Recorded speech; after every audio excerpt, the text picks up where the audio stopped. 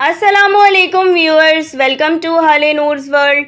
आज मैं आपके लिए एक और बहुत ही सिंपल और आसान सी रेसिपी लेकर आई हूँ जो झटपट से बनकर तैयार हो जाती है। ना ही आपको इसके लिए बहुत सारे बर्तनों की ज़रूरत है और ना ही यखनी बनाने की ज़रूरत है। बिना यखनी बनाए एक ही बर्तन में हम ये जायकेदार पुलाव बनाकर तैयार करेंगे जो बहुत जल्दी से बनेगा और मज़े का तो ये होगा ही। आइए देखते हैं कि हम इसे कैसे तैयार कर रहे हैं। इसे बनाने के लिए मैं बर्तन में सबसे पहले 1 कप तेल ले रही हूँ। तेल की क्वांटिटी आप अपने हिसाब से कम या ज़्यादा कर सकते हैं। तेल गर्म होने पर मैंने इसमें 3 दरमियाने साइज़ की प्याज बारीक बारीक काट कर शामिल की है और अब प्याज को मैंने लाइट गोल्डन कर लिया है। जैसे ही प्याज लाइट गोल्डन हो, बहुत ज़्यादा नहीं करना है, बस हल्की सी गोल्डन हो, तो इसमें 2 तेज़पात, 1 चाय का चम्मच सफ़ेद ज़ीरा, 2 बड़ी इलायची, 1 बादियान का फूल, आधा चाय का चम्मच काली मिर्चें, 1 दालचीनी और 5-6 लौंगे शामिल कर दी हैं। 2 खाने के चम्मच भर के अदरक लहसुन का पेस्ट इसमें जाएगा।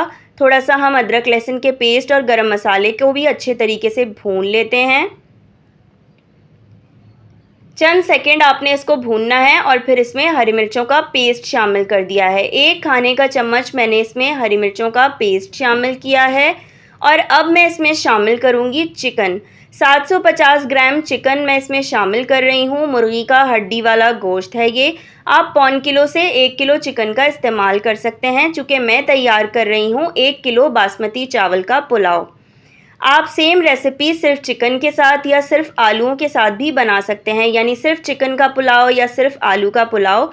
मैं चिकन और आलू दोनों शामिल करूँगी इस रेसिपी में।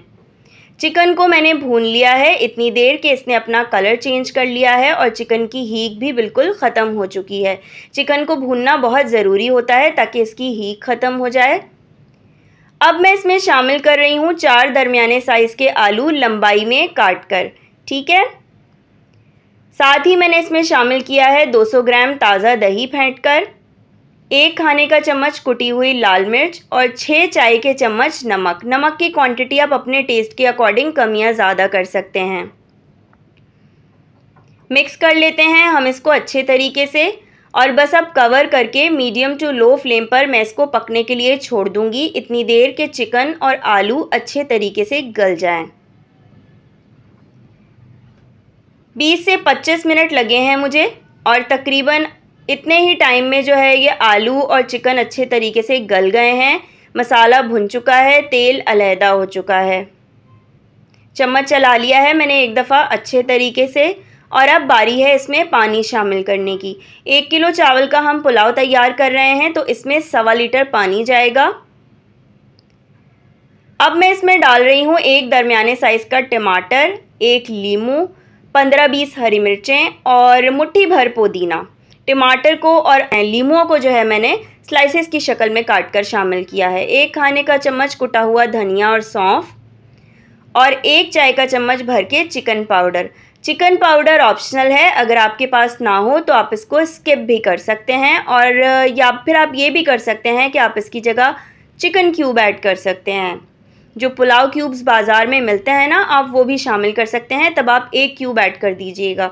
ढककर मैंने इसको 1 उबाल आने तक पकाया। 1 उबाल आने के बाद मैंने इसमें पहले से भीगे हुए बासमती चावल जो कि 1 किलो हैं इसमें शामिल कर दिए हैं।